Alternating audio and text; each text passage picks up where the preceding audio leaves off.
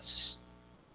Bien, la clase pasada estábamos viendo hasta cierto punto lo que nos indicaba la normativa y hoy día vamos a terminar lo que es la E030 relacionada al tema del diseño sismo resistente. Entonces, a ver, a permitir dejar compartir la pantalla.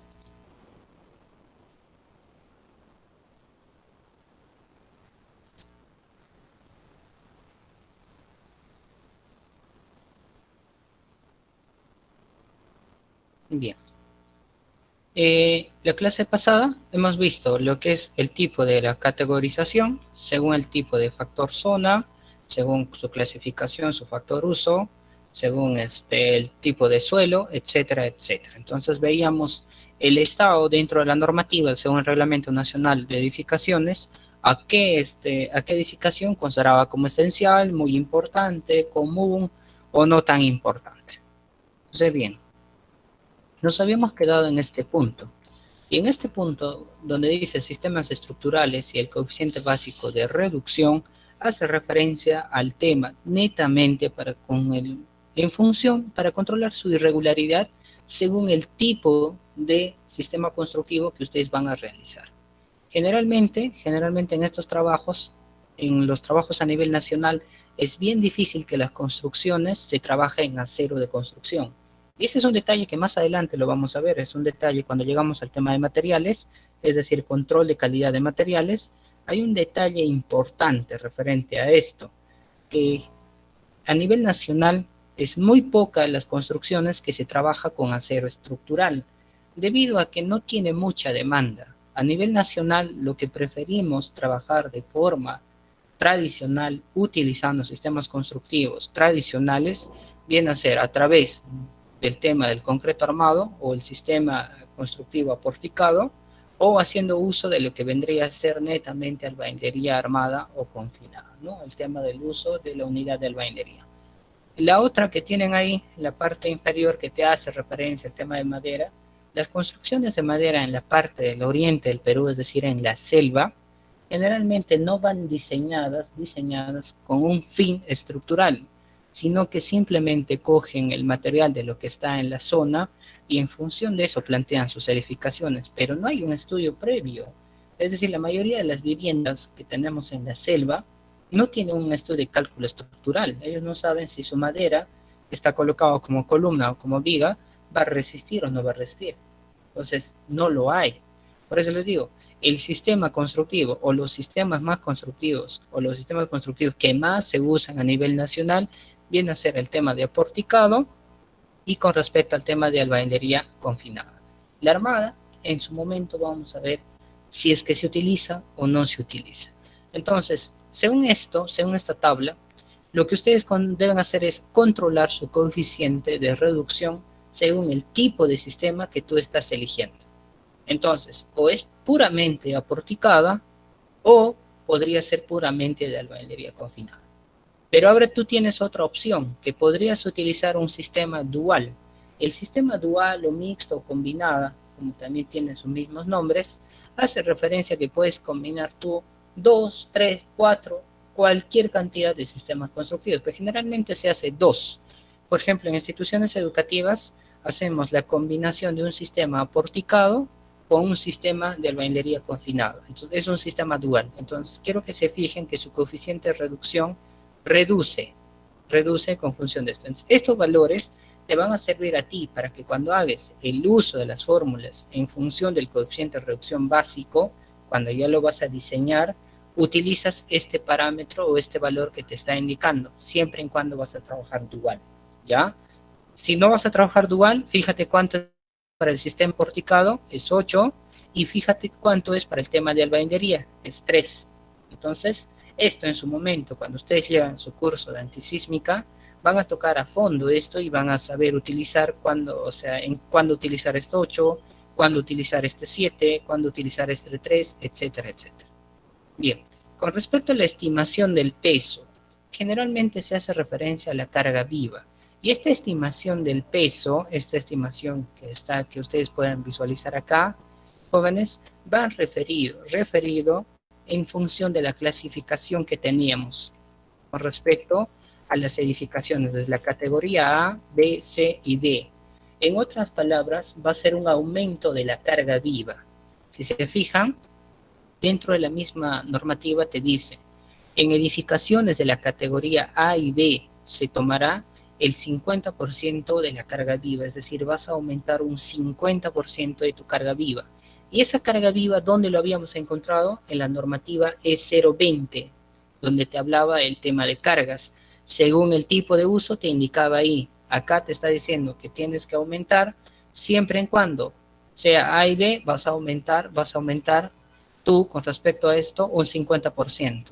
En edificaciones de la categoría C se tomará un 25% de la carga viva. Cuando hablamos de la categoría C, quiero que se fijen, categoría C está contemplado el tema de viviendas. ¿Y eso qué implica? Que lo vuelve un poco más vulnerable frente al sismo, o sea, que ya no se tome el 50%, o sea, su diseño no va a ser aumentado a un 50%, sino va a ser a la cuarta parte, es decir, a un 25%. Por eso, las edificaciones más vulnerables frente a un sismo generalmente son las viviendas, son las que se ven más afectadas.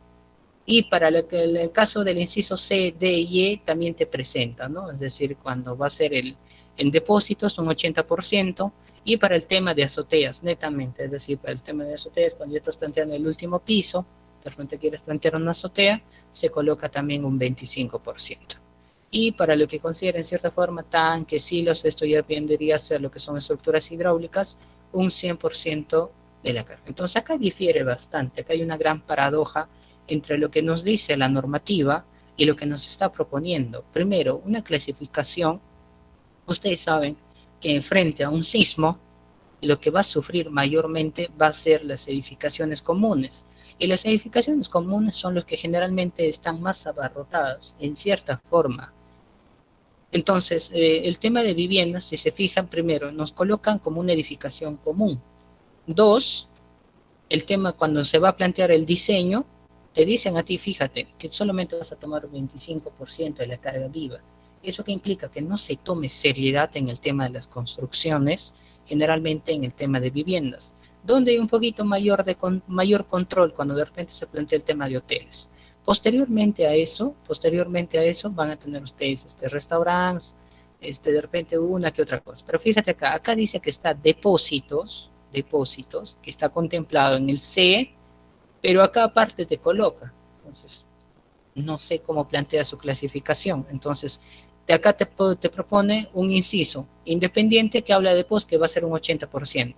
Y si tú te fijas en la tabla anterior, depósitos está considerado como edificaciones comunes. Entonces, por eso les digo, no se ha visualizado y no se ha analizado bien el tema de estos cambios en la normativa 030.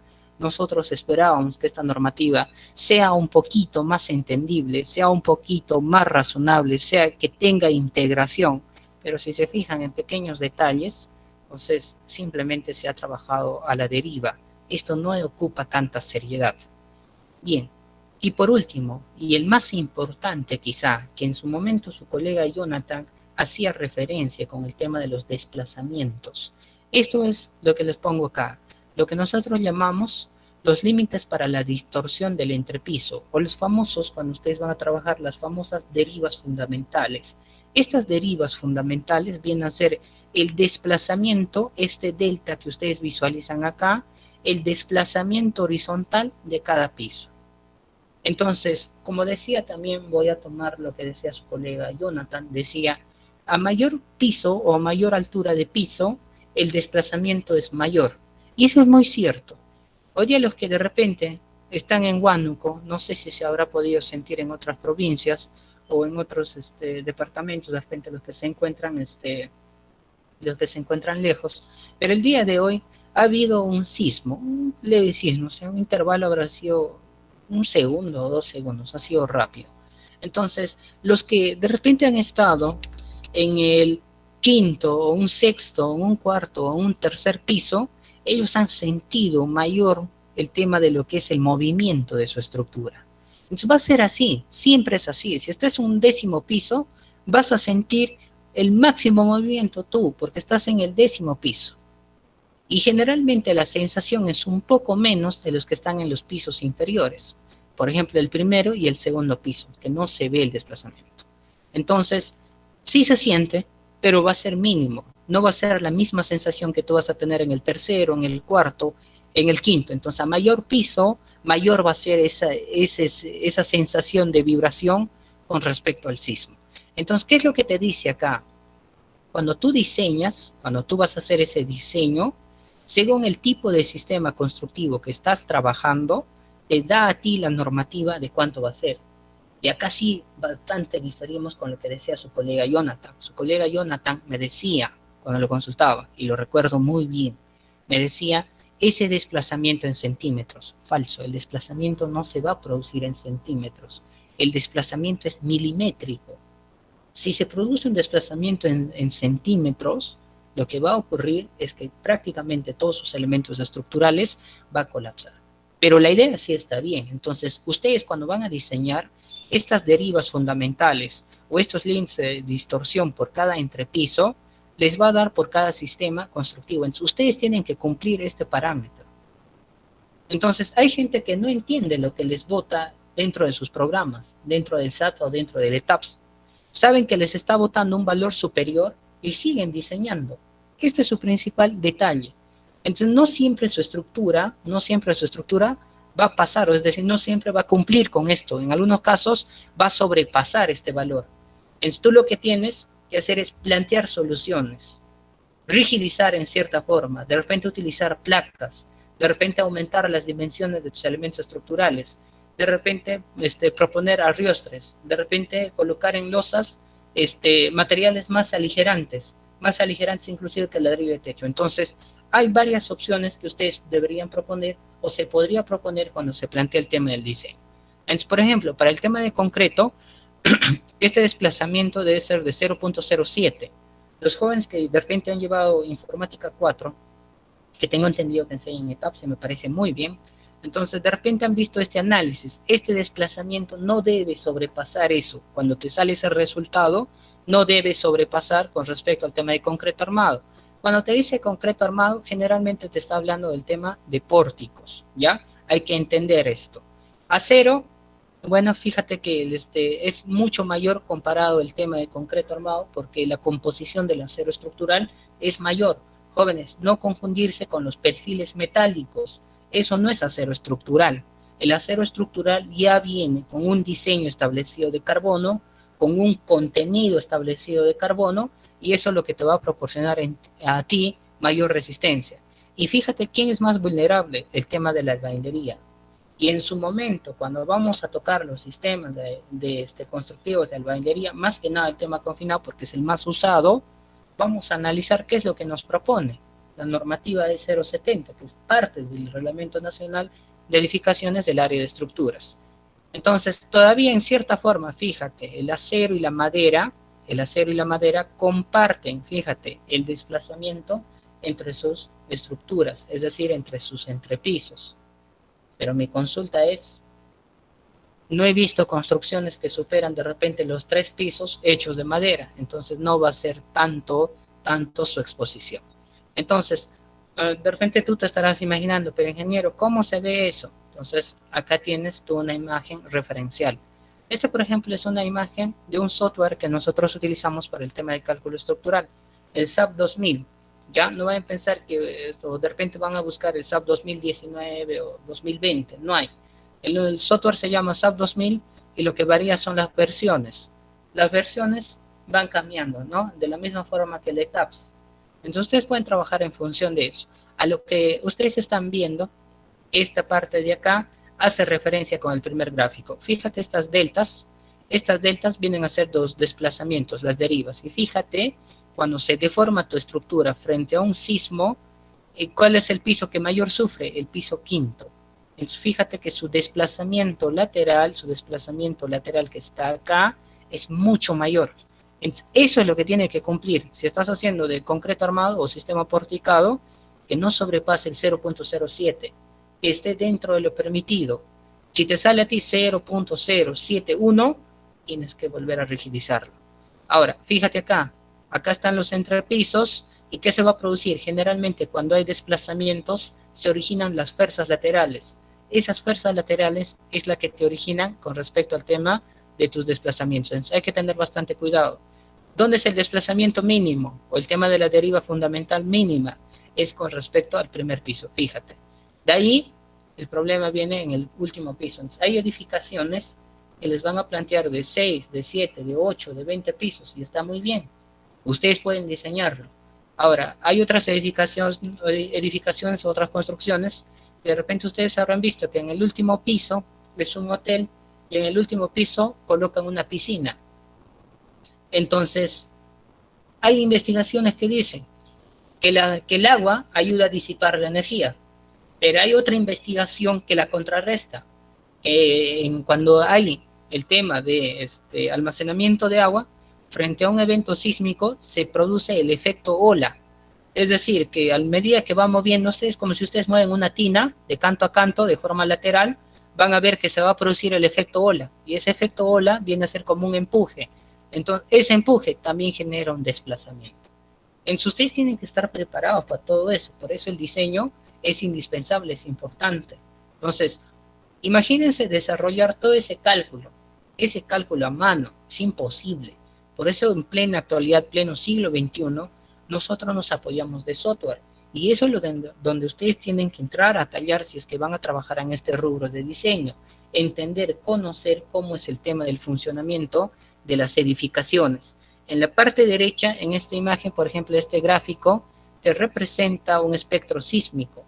Este espectro sísmico viene a ser una gráfica de una tabulación en función de la aceleración sísmica que tú estás proponiendo. Pero esto también se halla, se calcula según la zona. Entonces, imagínate todos estos valores, de repente lo que han visto en Informática 4, en cierta forma ya están visualizando, se estarán recordando, todos estos valores son indispensables. Y los softwares para cálculo estructural son ahora un poquito más completos, tanto como el SAP y el ETABS, te permiten el diseño, tanto el modelado en planta, en corte, y también en 3D o 3D. Entonces puedes, en cierta forma, ver cuál es el objetivo en realidad. Tú, ¿por qué llevas todos tus cursos de estructuras? O sea, empiezas, me imagino, en física, de ahí pasas a estática, llevas resistencia 1, resistencia 2, análisis 1, análisis 2, concreto armado 1, 2, y ahí termina todo lo que es edificaciones de vapor picada, y de ahí llevas un curso complementario que es de albañilería, ¿no? Entonces, ahí acaba. Pero ¿cuál es el objetivo? Tu objetivo es, 1, diseñar una edificación, analizarla estructuralmente y ver si que tu estructura está cumpliendo o no está cumpliendo. Porque hay gente, por eso les digo, hay gente que no entiende el tema de los desplazamientos, y cuando hay un pequeño sismo ya se producen fisuras, porque no ha contemplado el cálculo estructural. Entonces, ese es un problema. ¿Y cuál es tu otro objetivo? Tu otro objetivo, aparte de diseñar, es calcular las cortantes últimas y los momentos últimos. ¿Y eso qué te va a dar? Te va a dar el área de acero, en función de la cuantía mínima de acero. Si de repente no han escuchado este término de cuantía mínima de acero, no hay ningún problema, no se preocupen. La cuantía mínima de acero es la cantidad de área de acero o de la sección de acero que ustedes van a diseñar. Repito, ese tema que les estoy hablando de cuantía mínima de acero, lo van a detallar a fondo cuando ustedes llevan el tema de concreto 1 y 2. Ahí hay métodos para el cálculo, o pueden utilizar el reglamento, la E060, o pueden hacerlo a través del método de ACI, que es lo más fácil y lo más común que se plantea para el tema de diseño. Pero en resumen, todo este cálculo estructural, todo este diseño que ustedes ven, en resumen, haciendo cumplir todo esto, ¿qué es lo que les pide?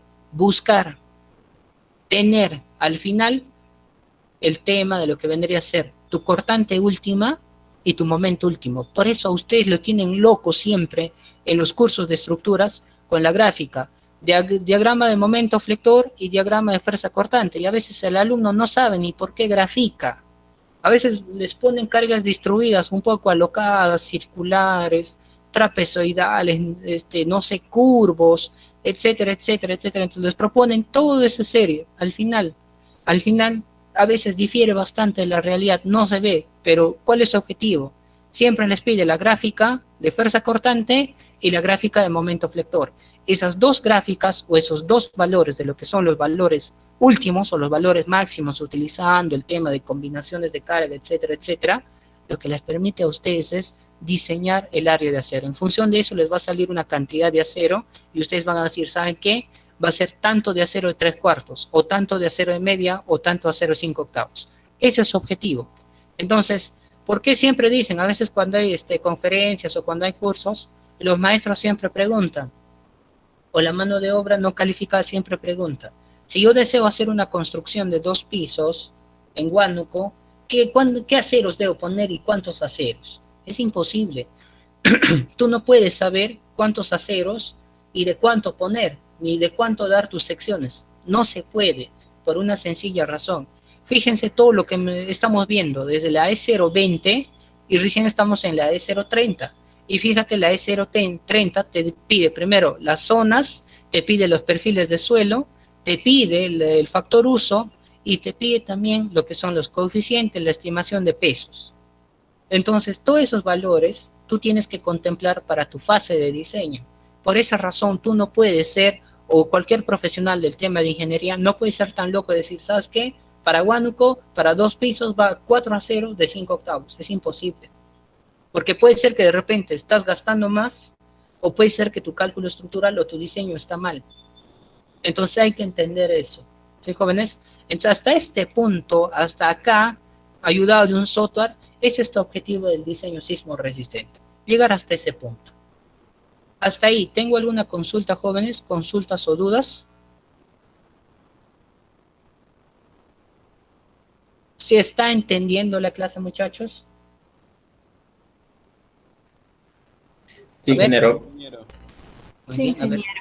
Vamos a ver, Sí, ingeniero, está sí, mi delegado Jack. Jack, ¿está presente? ingeniero. Sí, ingeniero. No, Jack, ¿se está entendiendo? Sí, ingeniero, todo claro. ¿Ahora entiendes por qué llevas todos tus cursos de estructuras Jack y ahora ya no debes renegar? No, ingeniero. No, Ya, muy bien, muy bien. Muy todo bien, con calma. perfecto, perfecto, muy bien. Entonces, ese es el objetivo, muchachos. Ahora, a esta normativa, que ha sufrido cambio, como lo veíamos tocando en la clase pasada, en el 2016, a esto se le ha sumado una normativa más, que les he colocado dentro de su plataforma. Si ustedes revisan dentro de su plataforma en el tema de las normativas, vamos a ver, bueno, esta es la clase, acá está. Fíjense, esta es la E030 y se ha aumentado la E031. ¿Y de qué habla la E031? O sea, eso es la parte o una normativa complementaria a la E030, a lo que vendría a ser el diseño sismo resistente. La E031, jóvenes, dijeron, o sea, cuando se hace una modificación, quiero que se fijen acá, esta es su normativa, dice, viendo el decreto supremo, número 030-2019, recién esto está calientito, esto es lo que han propuesto. Han dicho, ¿saben qué? Creo que está de moda el tema de lo que es que coloquen disipadores, aisladores a nivel mundial. Entonces el gobierno de turno, recuerden, acá no vemos el tema, no soy de ninguna bandera política, acá no estamos para ver, simplemente hacemos críticas puntuales a todos les llega acá. Entonces en el año 2019, obviamente, acá por ejemplo el actual presidente, no es que él ha hecho el diseño, sino que, o ese estudio, sino que ese estudio ya tiene años, solamente lo ha promulgado. Entonces, el año pasado, en el 2019, sale esta normativa, la E031. Y la E031, ¿de qué te habla? Te va a hablar, a ver, vamos a ver, de aisladores sísmicos. Entonces acá te dice, la norma técnica E031, ¿de qué te va a hablar? Aislamiento sísmico del Reglamento Nacional de Edificaciones. Así se llama, ¿eh? O sea, ni siquiera hay que adecuar bien el nombre, sino como salga, hay que plantearlo así. Entonces, en conclusión, todo ese grafo o esa normativa se tiene que resumir en esto. Ahora hay un problema. Como ha salido tan reciente, estamos hablando del año 2019, la tecnología relacionada al tema de aisladores y disipadores sísmicos a nivel nacional es escasa. A nivel nacional no se produce, generalmente se importa. En países asiáticos, que son muy vulnerables al tema sísmico, jóvenes, es obligatoriedad, sea así un pequeño depósito, una pequeña caseta de vigilancia, que se debe plantear el tema de disipador o aislador sísmico, que son dos cosas muy distintas, hay que entender eso. Acá solamente la normativa contempla el tema de los aisladores sísmicos, pero a esto también se le añade el tema de los disipadores. Son dos términos y dos cosas y dos estudios o dos trabajos totalmente distintos.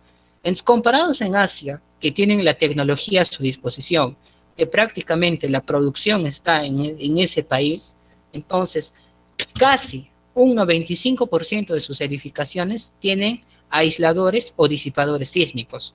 Por eso cuando en Japón sucede el tema de los sismos, sucedió un sismo de 8 punto y tantos, 9 punto y tantos, un muerto ¿de cuántos años? De 85 años. ¿Por qué? Por paro cardíaco, no por sismo. En Perú, imagínense, con esa magnitud, en Pisco, más de 500 muertos. Entonces tenemos una gran brecha por solucionar. Es fácil colocar las normativas o promulgar las normativas, pero es bien difícil hacerlas cumplir. Acá está, muchachos, así dice, aislamiento sísmico. Pero ¿quién las cumple? Si estamos hablando de construcciones de gran envergadura como instituciones educativas, centros de salud, el actual hospital regional no cuenta con disipadores ni aisladores sísmicos. Les quiero consultar, ¿ustedes qué opinan? ¿Qué dicen? El tema de viviendas va a ser mucho menos. En el tema de viviendas ni siquiera se controla. Ahora, ese es un factor, que no contamos con la tecnología adecuada. Ese es uno. Dos, no la producimos a nivel nacional. Generalmente la importamos. Y cuando importamos, el costo es muy alto, es altísimo. Estamos hablando, la más barata que hay, entre $35,000, pero ese es solamente uno. Imagina para cuántos apoyos vas a hacer. Vamos a poner que eres recontra ahorrativo, 4 columnas. Para 4 columnas, valorizado 30,000 o 35,000 dólares, por 4, multiplícalo. Entonces, te sale muy costoso. A eso también hay que sumarle una cosa más, que los profesionales egresados, en este caso ingenieros, no tienen la capacidad para poder hacer un diseño considerando eso. No hay. ¿Por qué? Porque esto es una normativa reciente. Y los mismos docentes y los mismos profesionales, hasta yo recién estoy viendo este tema, porque no hay, no existe, no hay bibliografías a nivel nacional que te proponen. Por ejemplo, las bibliografías que ustedes utilizan para lo que es análisis estructural, para las bibliografías que es de concreto armado, son desfasados. Las bibliografías de concreto armado utilizan el libro del ingeniero Roberto Morales. Y pobre, ese libro está, no sé, desde el 80 creo. Luego tienen el libro de Biagio Arbolú, en análisis estructural. Ese libro creo que es del 70. Y ese libro te enseña todo el cálculo a mano. Imagínate, ¿cómo vas a trabajar el tema de aisladores? Ellos ni siquiera pensaban que existía esa tecnología. Entonces, los profesionales egresados, de la misma forma, tanto docentes como estudiantes, son mínimos los que conocen el tema de diseño. Y de repente ustedes, digo, solamente cabe una mínima probabilidad, espero yo equivocarme, de repente ustedes nunca lo van a ver. Espero equivocarme en eso. Entonces, es una capacitación constante, si queremos utilizar. Entonces, por eso les digo, la normativa está ahí. El problema, ¿lo vamos a aplicar? No lo aplicamos. Solamente está puesto en papel. Pero si la aplicaríamos, reduciríamos en gran manera o significativamente el tema de pérdidas de vidas humanas o daños de infraestructuras. ¿Por qué razón? Y ahora sí viene esta última diapositiva, como pan calientito, carnecita para ti, para que puedas dormir feliz hoy día. ¿De qué te habla? El tema de los disipadores o aisladores sísmicos, ¿qué es lo que hacen? Se coloca para cada apoyo. Entonces ustedes ya saben que no pueden tener apoyos fijos, apoyos móviles o apoyos empotrados. Eso es lo primero que te enseñan en el tema de estática o en el tema de física, donde lo hayan visto primero. Entonces, fíjate ahí, cada apoyo, que en este caso vendría a ser una columna, porque es un elemento vertical, se le coloca, ¿qué cosa? Un aislador sísmico. Y este aislador sísmico, ¿qué te hace? Como su mismo nombre dice, te aísla la estructura con respecto al suelo. Entonces, ¿qué va a pasar? Cuando viene un sismo, el único que se va a mover va a ser el aislador. No se va a mover ya toda tu estructura.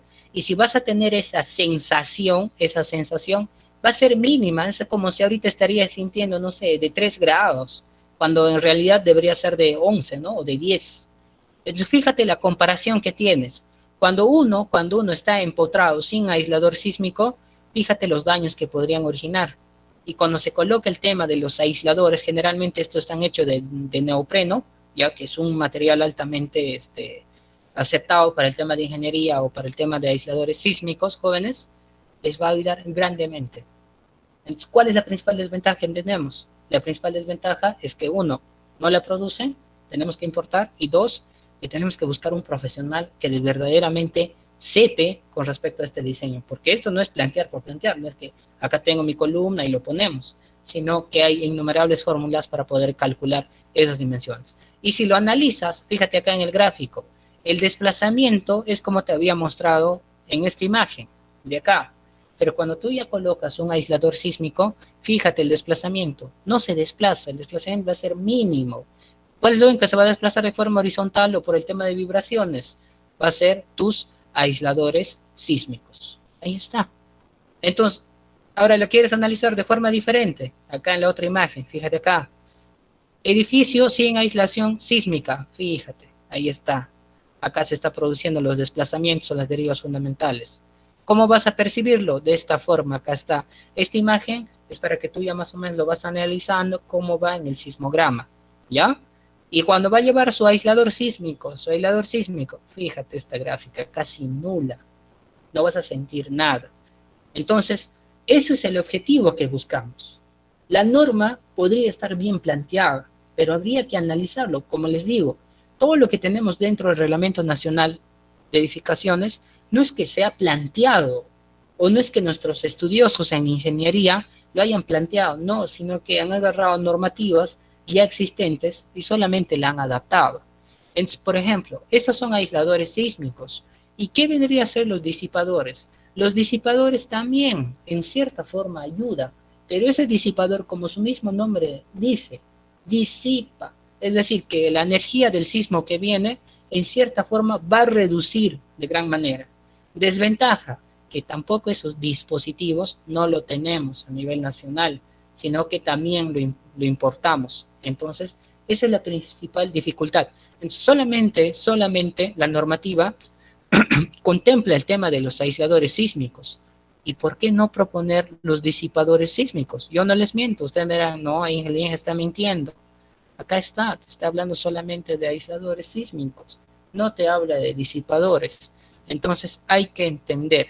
Y eso es en resumen, todo lo que está diciendo la normativa, busca esto.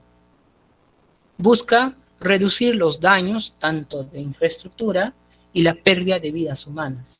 Si tendríamos esto, muchachos, a nivel nacional, Perú, por más que esté considerado dentro del cinturón del fuego, tendríamos mínimo los daños.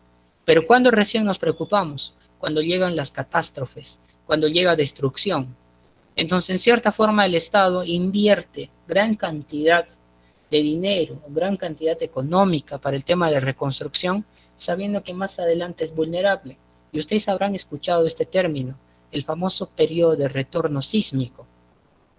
Jóvenes, así como cuando hablan del río y les dicen, ¿no? ¿Saben qué? Ese cauce del río, por más que está seco, el río siempre vuelve a su cauce. Esa es una frase común y esa es cierta.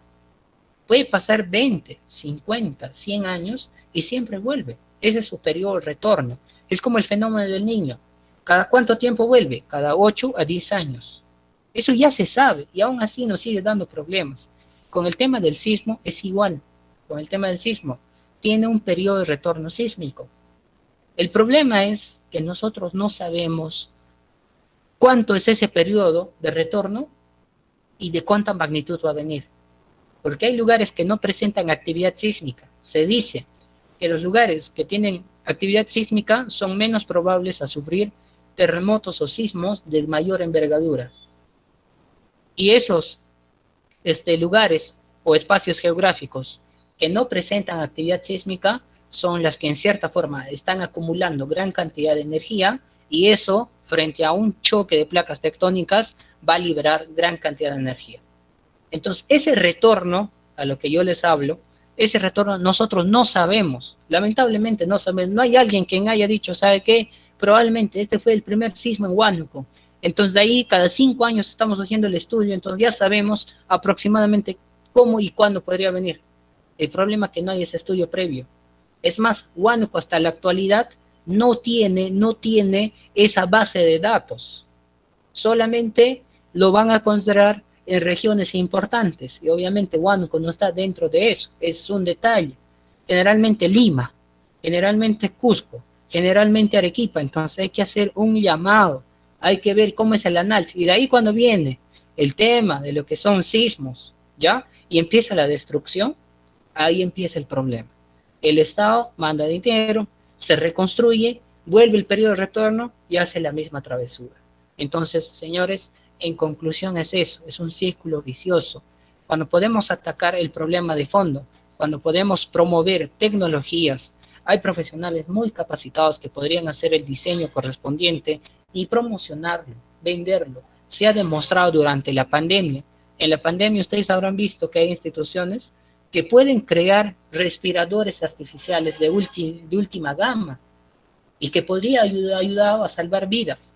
Tenemos la capacidad, hay profesionales, de la misma forma en el tema de ingeniería, hay talentos netos, solo que no se da el apoyo.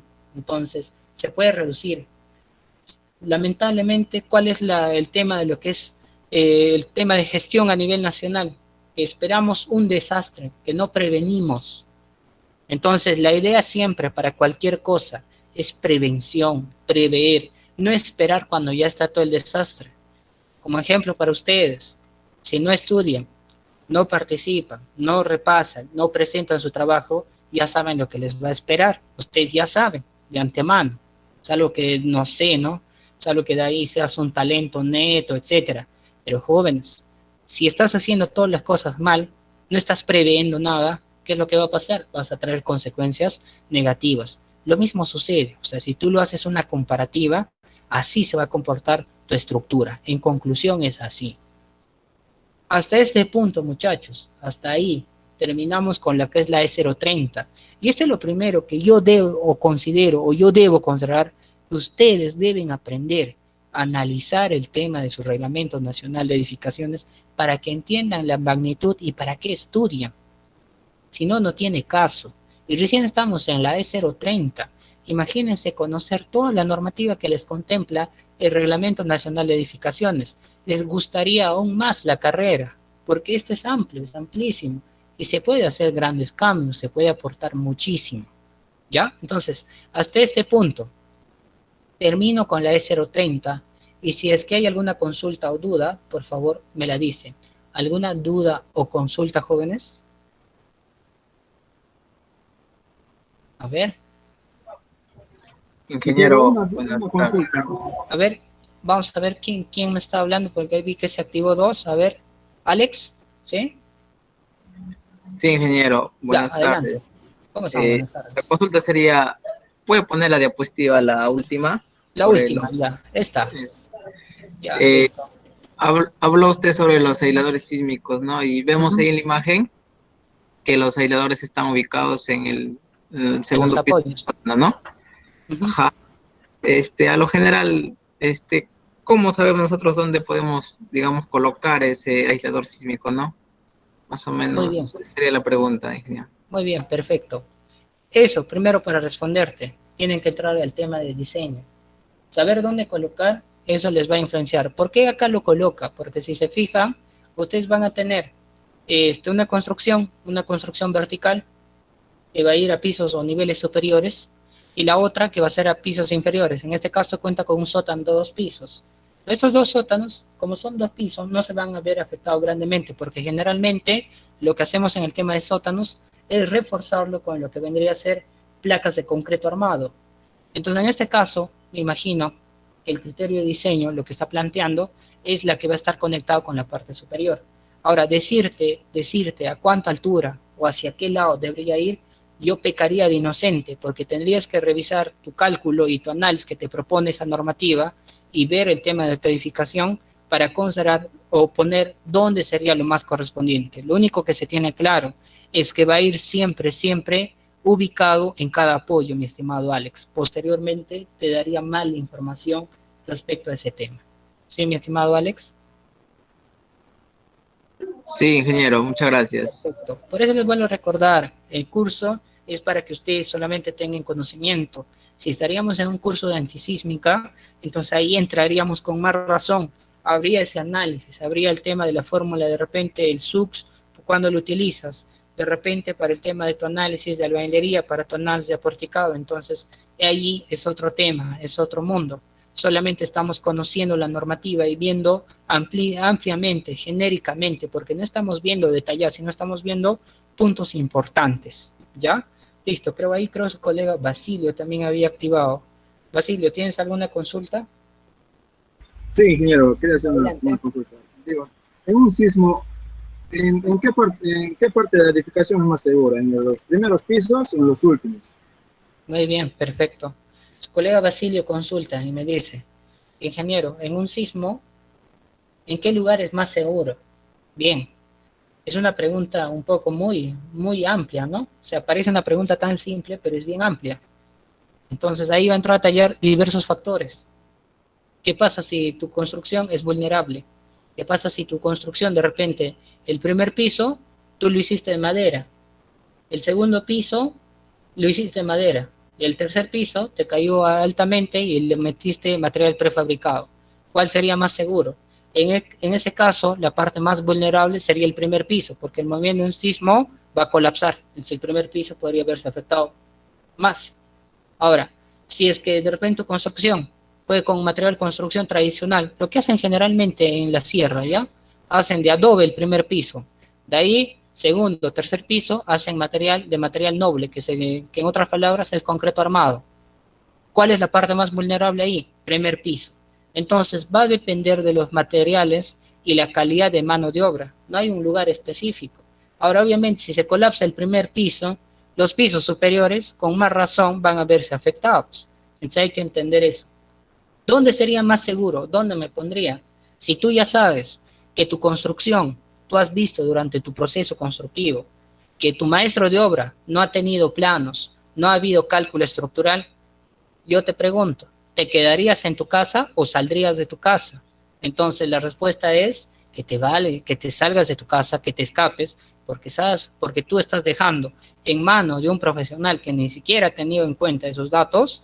Entonces, si te quieres quedar, obviamente podrías sufrir las consecuencias. Entonces, hay diversos factores que te podrían afectar, pero te digo, ahora si tu construcción ha contemplado el cálculo estructural, ha contemplado materiales de calidad, ha contemplado mano de obra calificada, ha contemplado profesionales de supervisión.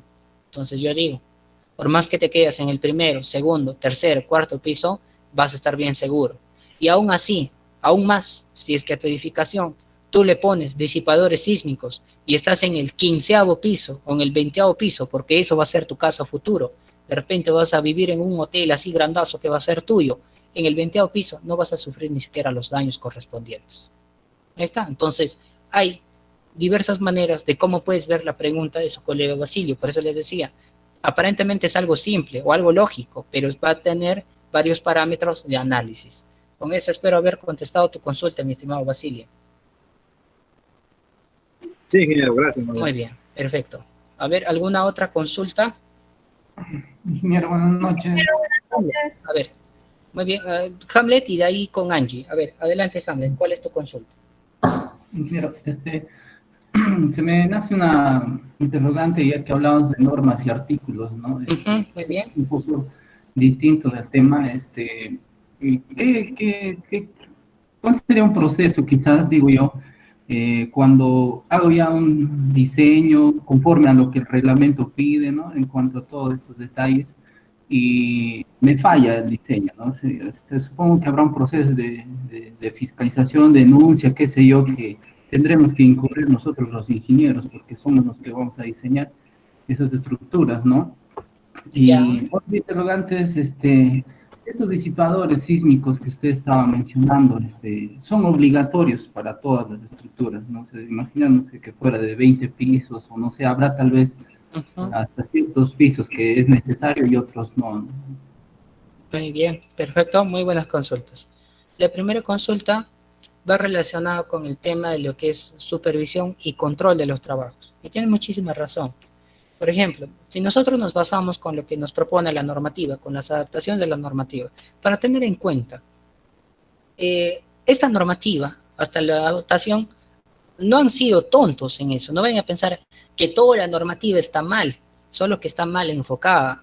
Es como de un lugar, en ese lugar podría estar bien, y si ese mismo planteamiento lo llevas a otro lugar, de acuerdo a la condición geográfica, a la población, a la cultura, a la sociedad, los resultados podrían ser totalmente diferentes. Entonces, en el tema de ingeniería, nosotros nos basamos en el tema de cálculos. Usted, todas esas fórmulas que ustedes van a ver cuando llevan su curso de antisísmica, o si ya han llevado, todas esas fórmulas que ustedes han visto o van a llevar, jóvenes, tienen relación y sí sustentan su cálculo. ¿Por qué? Son normativas. Estamos hablando de normativas bien prestigiosas, es decir, de las normativas ACI y ASTM, que son normativas norteamericanas, y en cierta forma de normativas europeas, como el caso de España, que en aquel momento tenía gran prestigio en el tema de estructuras. Entonces su colega dice, ¿no? Ingeniero, ¿y qué pasa si es que de repente falla? Jóvenes, el problema es esto. Ustedes no han visto en las noticias o no han visto titulares donde hay construcciones o edificaciones que recién han sido inauguradas y que ya están colapsadas. Entonces eso pasa. ¿Por qué? Porque en la fase de diseño, cuando ya ustedes empiezan a diseñar o van a plantear sus proyectos, es decir, esa es fase de diseño, ¿ya? Toda la parte de los planos, toda la parte del cálculo estructural tiene que estar bien justificado. Pero la gran mayoría, ¿qué es lo que pasa? ¿O qué es lo que hace? Hace un copy-paste de otros proyectos. ¿Qué es lo que dice? Pongamos el caso. Acá Álvaro está haciendo su proyecto de un colegio y nunca ha hecho un colegio. Y está bien, ¿no? Él dijo, ay, ¿por qué no puedo hacer un colegio? Yo puedo. Entonces dijo, ya, pero no sé. Y llama a su pata Alex. Su pata Alex de repente ya ha ejecutado un proyecto ahí o ha ido a hacer un colegio y le dice, oye Alex, pásame los planos. Pero de repente si es egoísta no le va a pasar. Pero yo sé que Alex tiene buen corazón. Y va a decir, oye, toma compadre, acá tengo mi expediente. Le pasa todos los planos. Entonces, ¿qué va a hacer Álvaro? Álvaro agarra todo el colegio que ya está bien diseñadito y ¡pum! Lo pone según sus coordenadas geográficas en su plano topográfico. Ya está. Y va a cumplir su mismo metrado, su presupuesto, etcétera, etcétera. Pero él no hay que hacer los análisis correspondientes. El estudio de suelos, un estudio de calicata, solamente una sola calicata. Y es lo que te dice, ¿no? En cierta forma. Entonces ya, listo, solucionado, factor uso, factor zona, y ya terminó ahí. Entonces, el que revisa, en este caso, la organización o el revisor netamente, ¿ya? Tiene que ser una persona especialista para que se pueda dar cuenta. Es como si tú plagias de tu amigo y tu amigo hizo una cosa mal, tú hiciste lo mismo, entonces te das cuenta quién hizo y quién plagió, más o menos así. Pero el problema es que los fiscalizadores mismos, como dice su colega Hamlet, o el tema de los revisores mismos, no están preparados para ese cargo, o no están preparados para esa posición. Entonces, ¿qué es lo que dicen? Ellos generalmente, ¿qué es lo que visualizan? Si tienen los estudios, o sea, si está ahí los estudios, si más o menos sigue la secuencia, si su metrado continúa, si su presupuesto ahí tiene forma, y dice, aprobado. Cuando se dan cuenta, cuando están en la fase de ejecución ahí, ven que no cuadra algo. ¿Y qué sale? Sale otro problema, reformulación de expedientes. ¿No han visto ustedes cuando lanzan a convocatoria el tema de reformulación de expedientes? Ese es el otro problema. Sucede que en la fase de diseño no lo han hecho bien, le han dado la buena pro, y recién cuando están ejecutando se dan cuenta que el expediente está mal. Cuando ya está ejecutado 50%, imagínense, esa reformulación no les va a afectar todo, sí les afecta. Entonces, ¿debe haber una sanción? Sí debe haber una sanción. Lamentablemente, si ustedes revisan la ley de contratación del Estado, solamente hay sanciones para los que están ocupando cargos directos, como el tema de residencia, y como el tema de supervisión.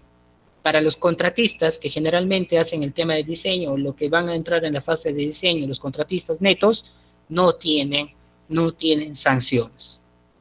Ahora, cuando de repente en la fase de ejecución colapsa, tienen que buscar, hay peritos civiles. Estos peritos civiles, ¿qué es lo que dicen? A ver, ¿quién ha ejecutado primero?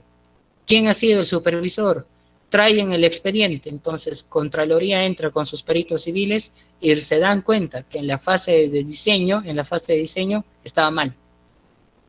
Imagínense, para que llegue a ese punto, ¿cuántos años ha tenido que pasar? Y para evitarse todo ese tema burocrático, no investigan a fondo. Por eso el problema es cuando revisan de inicio, ahí tiene que ser bien sustentado y tiene que ser un especialista a cargo. Y lamentablemente a veces eso no sucede. Y ustedes van a toparse con la realidad, o de repente algunos de ustedes ya se han topado con la realidad en algunos trabajos. Ese es el detalle. Ahora, tu segunda consulta, mi estimado Hamlet, iba con respecto al tema de los aisladores o los aisladores sísmicos según la normativa. Y tu consulta es si es obligatoriedad. No. Ahí en la normativa te dice, en cierta forma, si tú revisas, a ver, en la normativa te dice objetivo, finalidad, y esta es la parte importante, ámbito de aplicación. Pero el ámbito de aplicación no significa obligatoriedad, sino te dice que tiene que estar a nivel nacional, o sea que esa normativa se aplica a nivel nacional. Pero que es obligatorio para todas las edificaciones, no. ¿Qué te van a obligar si la persona que te debes revisar no conoce? ¿Qué te van a obligar si no hay dentro del mercado? No es una demanda comercial, entonces, ¿qué te pueden obligar? Lamentablemente es así. Obligatoriedad no hay. Solamente será un 1 a un 2% de las edificaciones, del total de las edificaciones a nivel nacional, que cuente con este sistema de disipadores o aisladores sísmicos.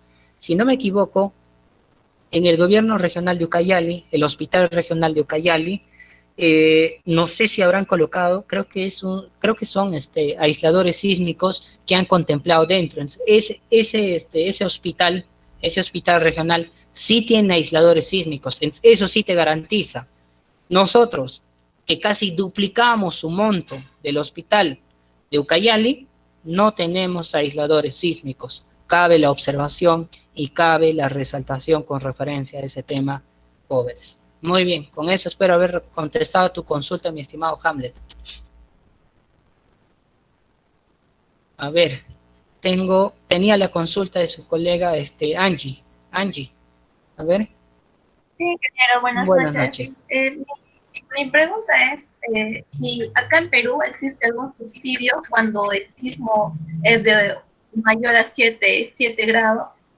Y mi segunda pregunta es, la clase pasada vimos sobre los sismos, los diferentes tipos de sismo, y uno de ellos era el Rayleigh Wave, creo. Mi pregunta es si los disipadores que usted mostró en su diapositiva también sirven para ese tipo de sismos que tienen ondas más verticales que horizontales. Ok, muy bien. Perfecto. Su colega Angie hace dos consultas. Está muy bien. La primera consulta dice, cuando hay algún sismo, ¿hay algún subsidio? No. ¿Qué es lo que te hace el Estado? A lo mucho, te presenta un programa de social en caso de desastres. ¿Quién? Defensa Civil. Defensa Civil va, te lleva tus fresadas Tigre, te proporciona y te ayuda con las carpas. Pero aparte de eso, el Estado no te da algo más, salvo que el Estado solamente destina, en este caso, a la entidad pública encargada, que podría ser la municipalidad distrital, la provincial o al gobierno regional, para que inicie el proceso de reconstrucción. Pero directamente no te da. Ese es uno. Dos, tu consulta iba, no son con los tipos de sismos, no hay tipos de sismos, sino va referido al tipo de ondas, Angie. Entonces, cuando hablamos del tipo de ondas, que veíamos la P-Wave, o la S-Wave, o la Lob-Wave, o la Rayleigh Wave, y sabíamos que la Rayleigh Wave, que ya se produce con movimientos circulares, etcétera, si los disipadores o los aisladores son adecuados para eso. Sí. Es más, esa Rayleigh Wave o el Lob Wave ni siquiera lo vas a sentir. Si ni siquiera sientes el Rayleigh ni el Lob Wave o Lob Wave, jóvenes, el P o el S, mucho menos, ni siquiera te vas a acordar de ellos. Por ejemplo, nada más como comentario, cuando el problema en Japón, no sé si ustedes habrán visto, cuando sucedió el gran terremoto en Japón, hace poco, el problema no fue por el tema de sismos. Ninguna estructura había colapsado por el tema del sismo. Estamos hablando, creo que fue superior a 9 grados en la escala Richter, o llegó creo hasta los 10. No tengo bien claro la magnitud. pero ninguna estructura, ninguna, sin excepción, había fallado al tema neto de sismos, ninguna, era mínima. ¿Cuál fue el que le causó destrozos a Japón? El que le causó destrozos a Japón fue la consecuencia del sismo. Cuando estás en una bahía, en una playa, ¿qué es lo que sucede? El tema de los tsunamis. Entonces, estos tsunamis, con un sismo de magnitud tanto, se había separado de la distancia, del límite entre las olas, superior a los 200 metros. Por eso ustedes en las playas, por ejemplo, cuando hay un sismo, Callao o todo lo que es la Costa Verde en Lima, sienten la presión porque cuando se aleja el mar, saben que van a volver con olas gigantescas. Y eso fue el problema. El problema en Japón fue los tsunamis, porque sus olas superaban más de los 30 metros. Entonces eso fue un problema. Eso fue lo que destruyó en cierta parte de Japón. Entonces no fue el tema de sismos. Lo mismo sucede acá. Entonces, Inge, ¿esos aisladores sísmicos te pueden ayudar a cualquier onda? Sí, así sean las más destructivas, como la Rayleigh Wave o como la Log Wave. Sí te ayudan grandemente, te la ayudan a disipar toda esa energía o te aíslan a tu estructura del tema de tu movimiento sísmico. Sí, Angie, con eso espero haber respondido tu consulta. Sí, ingeniero, gracias. Muy bien. ¿Alguna otra consulta? Ingeniero, buenas noches. Ingeniero, ingeniero. Adelante, Michael o Michelle, no sé, discúlpame si es que... Es igualito, ingeniero. No, ya, ok, no hay ningún problema. Muy bien, a ver, dime, Michelle.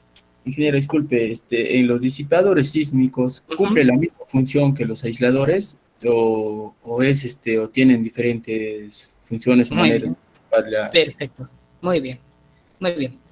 Michelle, por eso les decía, un aislador y un disipador sísmico son dos cosas muy distintas.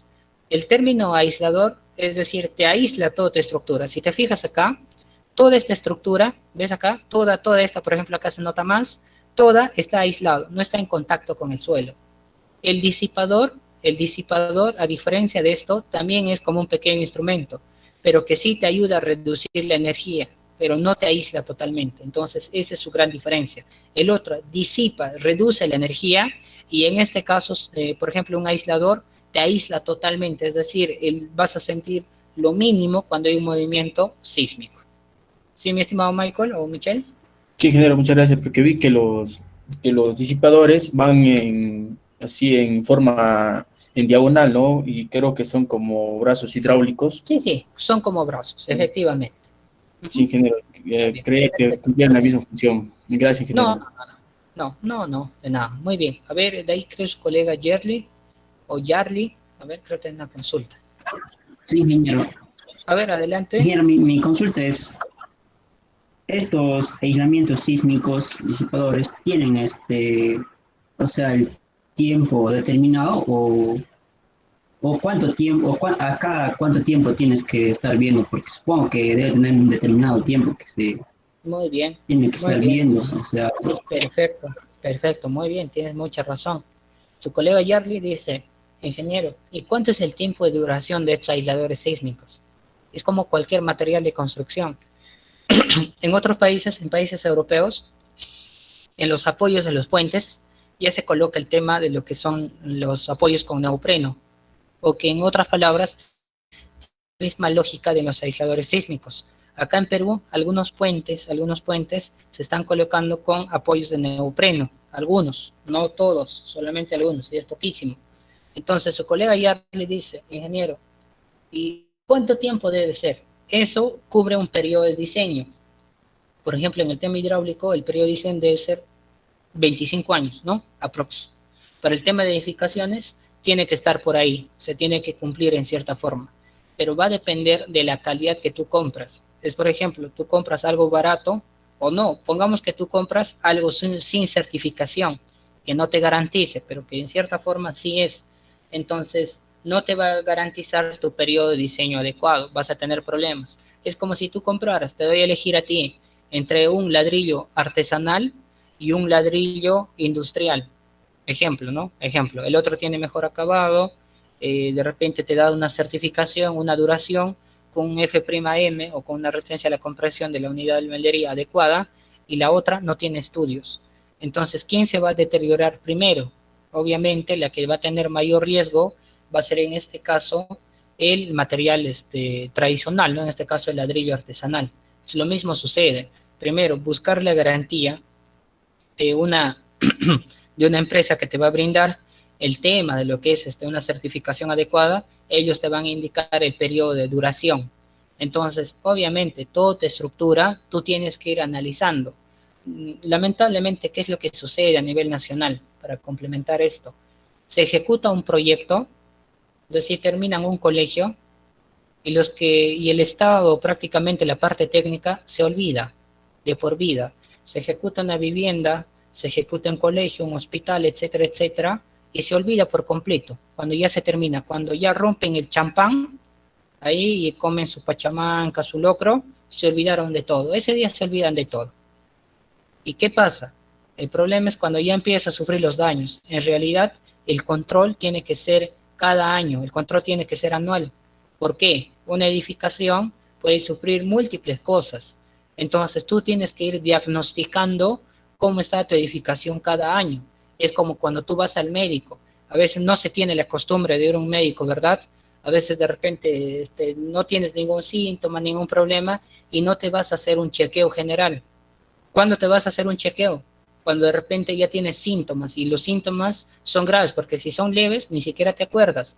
Cuando ya los dolores tal vez en cierta forma son muy graves o son profundas, entonces en ese caso recién vas al médico y te das cuenta que de repente podrías haber tú solucionado anteriormente, pero por no querer ir y por no tener una cultura de prevención o de diagnóstico anticipado, lo que pasa es que recién acarreas el problema hasta el final y ya podrías estar agravado. Hay algunos que se dan cuenta que de repente ya tienen úlceras cuando de repente tenían los síntomas de gastritis. Por ejemplo, haciendo comparativa, lo mismo te sucede en tu edificación.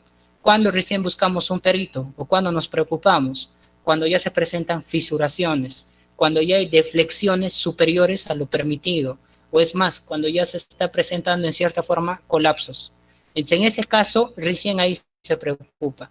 Entonces hay que ver el tema o esta cultura de prevención también al tema de lo que son nuestras edificaciones o nuestras construcciones. Se debe hacer un diagnóstico mensual, anual, de acuerdo a lo cómo se propone, dependiendo de la actividad, en este caso de tu edificación. Y para poder culminar tu respuesta, ¿no? Hay que buscar en este caso una empresa garantizada y ellos te van a indicar cuánto es el periodo de duración referente a tu trabajo. Pero la duración, ustedes saben que es variable. Como esos disipadores va a estar en contacto de repente con el suelo, o de repente lo quieres hacer aislado, no sé, de repente el tema temperatura, humedad, salitre, sulfatos, de repente podrían afectar en otra forma. Entonces, hay que tener en consideración. Por eso les hablaba de la cultura de prevención, un diagnóstico anticipado. ¿Sí, jóvenes? ¿Alguna consulta? Con eso espero haber respondido a tu consulta, mi estimado Yerle. Muy bien, a ver, ¿alguna sí, otra muchas consulta? gracias. Muy bien, de nada. ¿Alguna otra consulta? Muy bien, perfecto. Hoy día han estado muy preguntones y me parece muy bien. Es interesante así. Cuando hay preguntas, entonces me parece muy bien, porque es así. A veces uno tiene dudas y la verdad que deberían preguntar también así a todos sus docentes, sacarle el jugo ahí para que les enseñen toda esta fase de diseño, porque es importante. ¿Ya? Es muy interesante. Está bien, hay preguntas. Y algunos dirán, no, ay, ¿por qué pregunta eso? No pasa nada, que estamos para escuchar sus preguntas. ¿Ya? Entonces, y dar respuesta. Muy bien, perfecto. Entonces, ahora vamos a cambiar de tema. Entramos a otra normativa. Vamos a ver, en cierta forma, tenemos hasta las 7:15. Vamos a ver la normativa de vidrios, ya que es la E040. Y la siguiente clase vamos a ver la E050 y la normativa de lo que vendría a ser instalaciones, que es mucho más fáciles de manera general. Ya no entramos al detalle ni al tema de diseño. ¿Sí, jóvenes? A ver, me van a dar un minutito para poder abrir mi diapositiva. ¿Ya?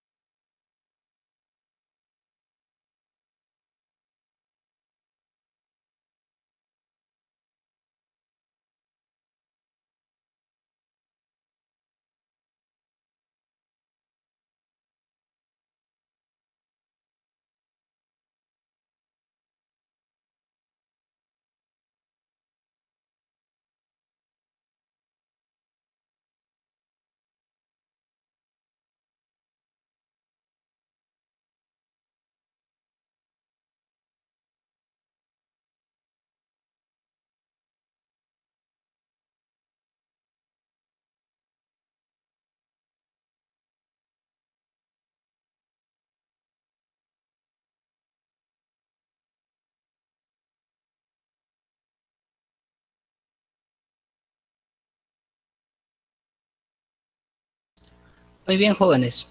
Entonces, vamos a ver lo que es la normativa E030. Acá está. La normativa lleva por título el término vidrio. Así va. Bueno, primero para empezar, hablar de vidrios, creo que todos, sin excepción, conocemos de alguna u otra forma alguna estructura o algún componente o algún objeto hecho de vidrio. Entonces, por su misma naturaleza, el vidrio es muy frágil y yo discrepo en cierta forma con lo que propone la normativa. La normativa le da una codificación de E y significa que es una normativa de estructuras. A comparación de lo que estábamos viendo, jóvenes, nosotros anteriormente con la normativa E020 y la E030, que va muy relacionado con el tema de estructuras, porque son parámetros a considerar, en la E040, muchachos, les habla del vidrio. Y el vidrio, si ustedes lo van a ver, permítanme. Si ustedes lo analizan, el vidrio por su misma composición y por tener esa característica de fragilidad, no te va a ayudar o te va a ayudar mínimamente a soportar cargas. En sí yo considero que esta normativa de la E040 no debería estar contemplada en la parte de estructuras, tal vez en la parte de arquitectura, pero no en la parte de estructuras, porque no te va a apoyar, o tal vez manejen otro criterio, y espero haberme equivocado de mi afirmación, pero a eso es lo que voy, o sea, ese es mi punto de vista. Entonces ahora sí entremos. ¿Qué es lo que te habla de la normativa?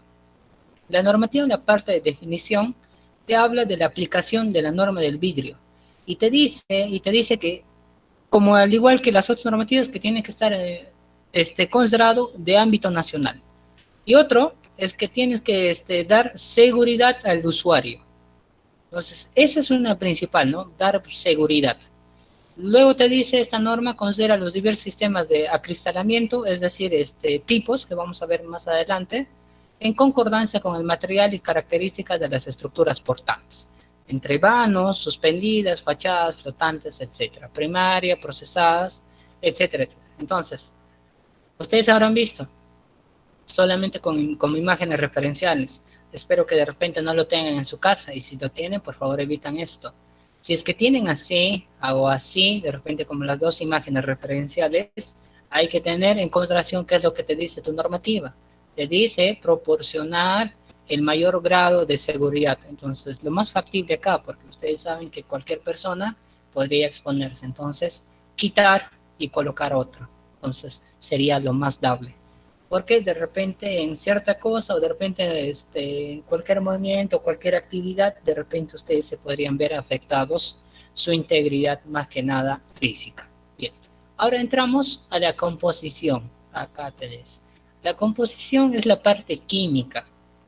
Entonces acá te habla, ¿no? Que está, son derivados del silicato sólidos. A esto se le aumenta de repente los colores o los tonos que le vas a dar, si le vas a aumentar mayor cantidad de capas, etcétera, etcétera. Entonces acá te dice, es una sustancia sólida, sobrefundida, amorfa, dura, y esto es lo más importante, frágil. Ya en cierta forma, dura y frágil. Bueno, entonces, toda estructura de vidrio siempre es frágil, por más que sea de repente el mejor material que sea, siempre se va a ver afectado. Y si de repente pones así como esos vidrios polarizados, que en cierta forma también se ven afectados frente a un impacto, ¿ya? Entonces, bien, vamos a ver en cierta forma la clasificación que tenemos. Te dice acá los vidrios de seguridad. Te dice, es el vidrio fabricado, tratado, combinado y complementado con otros materiales, de forma tal que aumente su resistencia a la rotura y que se reduzca el riesgo de lesiones a las personas en comparación con el vidrio común. Generalmente estos vidrios de seguridad, ¿cuál es su diferencia de un vidrio común? Que tiene mayor cantidad o su espesor es mucho mayor a la de un vidrio simple. Entonces su espesor va a ser con mayor cantidad de capas. A esto se le añade de repente otros materiales químicos para que les proporcione cierta dureza. Entonces, su objetivo, ¿qué te dice? Su objetivo es reducir las lesiones a las personas. Entonces, tu primera clasificación o tu primer tipo de vidrio es el vidrio de seguridad. Así lo denomina la normativa y así es tal como les estoy mostrando. ¿Qué más? La otra clasificación que vas a tener, clasificación de vidrios primarios, ¿ya? En los vidrios primarios ustedes van a tener 3, el vidrio pulido, el vidrio catedral y los vidrios decorativos. Muy bien, vamos para acá. Los vidrios pulidos generalmente no van a presentar de repente en cierta forma imperfecciones o de repente no van a ser estructuras rugosas. Su plataforma o su plano van a ser muy pulidas, muy finas y fácil de percibir. Entonces eso se logra a través de equipos, ¿no? Obviamente ustedes acá también de repente pulidoras y si se ve a nivel industrial, obviamente ya hay máquinas especializadas para que te hagan el pulido de placas de vidrios gigantescas. El tema del vidrio catedral, disculpen, viene a ser aquel vidrio o aquella estructura de vidrio que va a presentar dentro de su estructura, dentro de su composición así, la imagen borrosa en cierta forma, con cualquier diseño que tenga. Este es un diseño, hay otro que tiene otro diseño, no pasa nada, pero la idea es que no se pueda percibir de forma natural la parte interna, sino que de repente vas a ver la imagen distorsionada. A eso va enfocado esto, ¿ya? Los famosos vidrios catedral. Y los vidrios decorativos, es lo que tienen ustedes acá, ya generalmente son llamados también como vitrales, es decir, en otras palabras, viene a ser un poco de arte que se le proporciona al tema del vidrio. Entonces, esta parte son más frecuentados o más utilizados en el tema de, por ejemplo, en las iglesias o relacionados generalmente a esos lugares. Entonces, tengan en cuenta eso.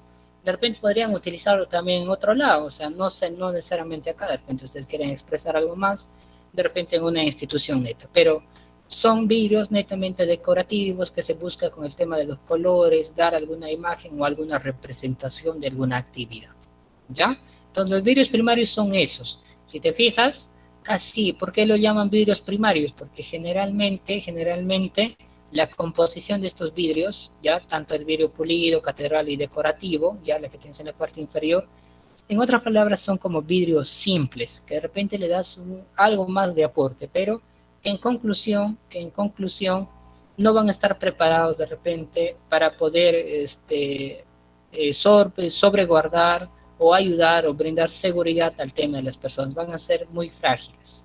Ahora tenemos, en este caso, también según el tipo de clasificación para los vidrios transparentes, para los vidrios primarios, disculpen, vidrios transparentes y vidrios translúcidos. Los vidrios transparentes va a depender de ustedes dónde quieren ubicarlo, según su plano de arquitectura o su plano de distribución. Por ejemplo, un vidrio transparente, nada más como una imagen referencial o algún dato que ustedes quieren visualizar acá, es que en este caso se le ha colocado en una ducha. O si no quieres de repente que te observen en la ducha, ¿no? De repente quieres mayor privacidad, también podrías colocarlo. Y el vidrio translúcido, que es la que tienen acá, generalmente se coloca en el tema de oficinas para brindar en cierta forma privacidad, ¿ya? O sea que de repente hay acuerdos o hay reuniones y no te gustaría que te interrumpan o que te estén visualizando, viendo, entonces podrías colocar vidrios translúcidos. En otras palabras, se coloca dentro del vidrio texturas, ¿ya? O placas o láminas para que no se pueden visualizar, es decir, para que ya no puedes notar nada en la parte interior. Entonces, generalmente, por eso repito, es en el tema de oficinas. ¿Qué más posee los vidrios primarios? Los vidrios incoloros y los vidrios coloreados. Los vidrios incoloros es aquellos que no tienen tonos, que son claros en su totalidad. Generalmente son de color cristalino, que tú puedes percibir. Y los vidrios coloreados es darle un tono, una textura. En este caso, por ejemplo, un azul medio claro. Podría ser un verde. Si tú quieres, puedes colocarle un morado, un rosado. Va a ir de acuerdo al diseño que tú propongas.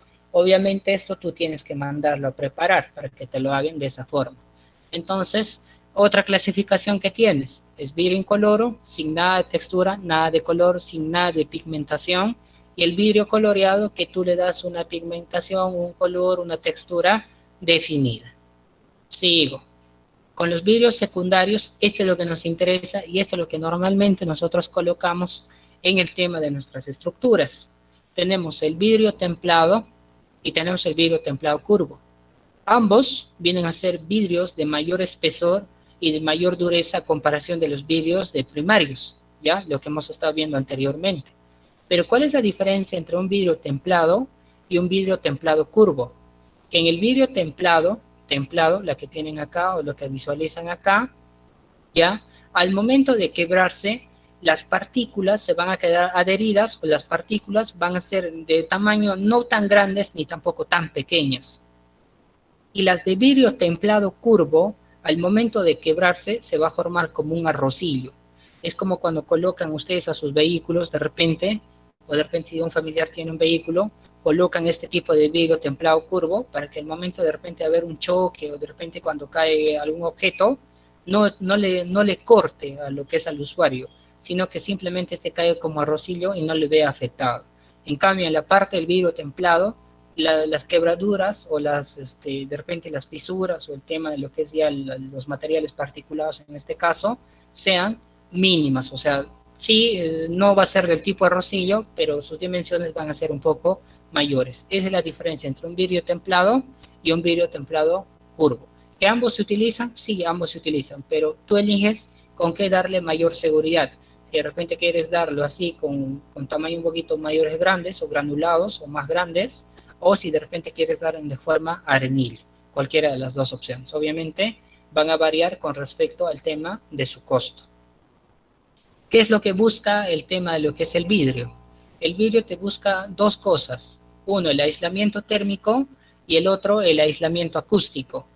El aislamiento térmico relacionado con el calor propio del ambiente, de la habitación donde tú estás colocando, entonces va a depender si es simple, de repente si tú colocas un vidrio pulido, un vidrio primario, cualquiera sea el tipo, no te va a proporcionar en cierta forma esto. Entonces, ¿qué es lo que buscamos? Que de repente en la mañana entre la energía y que se quede albergada y que en la noche podría ayudarte a mantener el calor. Eso es lo que nosotros buscamos dentro de un aislamiento térmico. Y si el calor o el frío es bastante, ¿ya? Que no se sienta mucho en la parte interior. Con eso es esa es la intención o la búsqueda. Ahora, con respecto al tema de la parte acústica, es reducir la cantidad de decibeles. Entonces, eso va a depender del espesor del vidrio. Lamentablemente, ni en eso tenemos cultura. Hay locales, por ejemplo, locales de eventos, hablamos de las discotecas, etcétera, y ni siquiera contemplan estas cosas. De repente la gente no se quejaría tanto en las discotecas o estos lugares o centros de diversión si cumplieran con esto. Y yo sé que todos tenemos el tema del trabajo, todos estamos dispuestos al tema del crecimiento económico, pero siempre hay que cumplir y no ver afectado a los vecinos o a los, en este caso, a la población aledaña. Entonces, si contemplarían este tipo de sistemas, los sonidos serían mínimos y se escucharían mínimo hacia la calle. Lamentablemente no tienen esa consideración, entonces siempre se produce ese tema de efectos que el sonido es muy alto, que pasado las 12, 3 de la mañana sigue el sonido, entonces se ven afectados. Entonces, si de repente ustedes también son así, medio rumberos, parranderos, consideren esa idea de poder aislar sus estructuras. Entonces, la idea es aislar térmicamente y aislar acústicamente. Entonces, esa es la idea. Muy bien. Y ahí termina el tema de vidrios. El tema de vidrios no tiene mayor cantidad, o sea, no hay para analizar de forma profunda.